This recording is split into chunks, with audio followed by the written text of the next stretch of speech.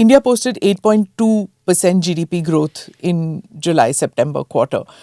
Economists argue that our GDP estimates rely heavily on not on formal sector data, but they are indirectly they're using data points which are not formal. Like where is the problem, and is it fudged? I'll ask you directly. Of course not. I mean, this is based on a very well-established system. This whole criticism is coming because of IMF's C grade that it gave. But be very careful about this, because the IMF has basically, what has it said? It has said very clearly that we need to update our indices, which are already still stuck in 2011-12. By the way, I happen to agree with the IMF's criticism. Yeah, you've said this often, that we are old tools we are using to measure. Yes, when we upgrade them, ironically, the level of our GDP, not necessarily the growth rate, the level of our GDP is actually going to be higher. Because if you, for example, have an index or industrial you come with production, a different back clause. That the reason is different. Your motive is different because you say we would be higher. Yes, because you see that. So the point of the matter is, supposing you have an index which still includes, say, typewriters in there. We don't produce typewriters in any significant quantity, but it doesn't have adequate weightages for, say, cell phones or something we now produce. Will the size of GDP go up or down? It'll go up. So when you upgrade the thing in a changing, forward-moving economy, the upgrading of the index, where everybody is screaming for, will lead to the level of GDP being higher than being measured. Other countries also, it's nothing new.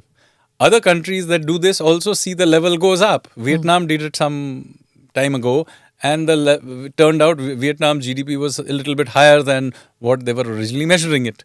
It will happen here as well if all our indices, there are many sectors that are not there. For example, podcasting may not be a major sector in there. Maybe today it is, I don't know. And by the way, informal sector is measured in different ways. Some accounting of that happens, but if we add that back, the economy is not going to shrink. It will be bigger than... So this awkwardly for the critics who are not making a methodological point. Those who are saying methodologically, I'm with them.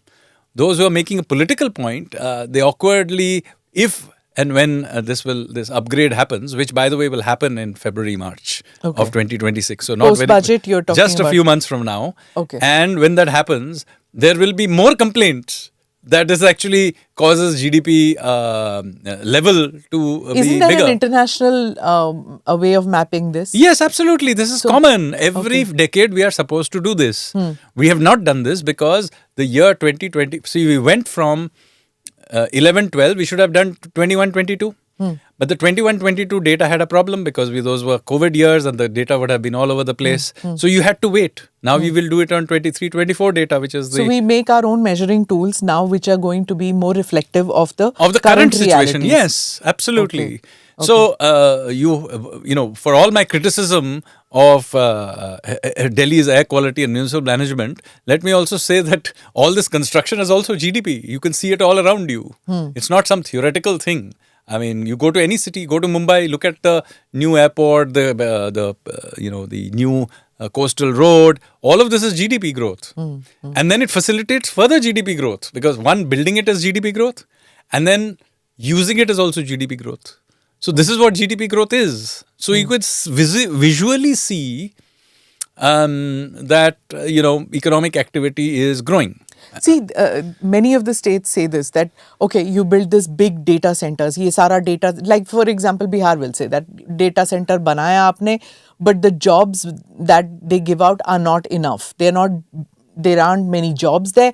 And even if they have, say, 3,000 jobs, most of them have come from Bangalore and they're taking the jobs there. So what does one do then? So, first of all, data center is a particularly bad example because it is a data center.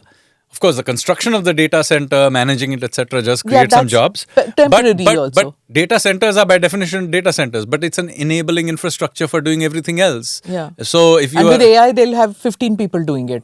Maybe 15, maybe not. But AI is an enabling technology for allowing millions of other jobs to happen. So you would not be able to have Blinkit or Zomato or even airlines today without those data centers. So if you're having, let's say you are saying you want tourism, then let's say all the new small hotels that are popping up and are able to market themselves online, they are based on this data center. So to say the data center itself did not generate jobs, first of all, is meaningless. We need these data centers in order to be able to do that. Secondly, to run that data center, you need all kinds of other jobs. You need the energy input into it. You have to build the data center, the inputs into the data center, managing the data center. Yeah. There's a huge number of jobs that are created by data centers. So, just simply mining the... part of our growth story. It's a part of our growth story. Okay. To look at a data center and say that it doesn't have a large number of people is not a meaningful way of thinking about it. Okay. Namaste, Jai Hind. You're watching ANI podcast with Smita Prakash. अगर हम उसको मस्जिद कहेंगे तो फिर विवाद होगा। The issue is टूटा है क्या भारत? 400 पार का मतलब ये है कि संविधान खतरे में है। क्या हम लोग ये निर्देश देते हैं कि फला को गिरफ्तार करके जेल डाल दें? वही तो कह रहे हैं सब। ये बेबुनियाद निराधार आरोप। सच्चा सुनना चाहो देखो स्मिता प्रकाश ANI, it does not lie.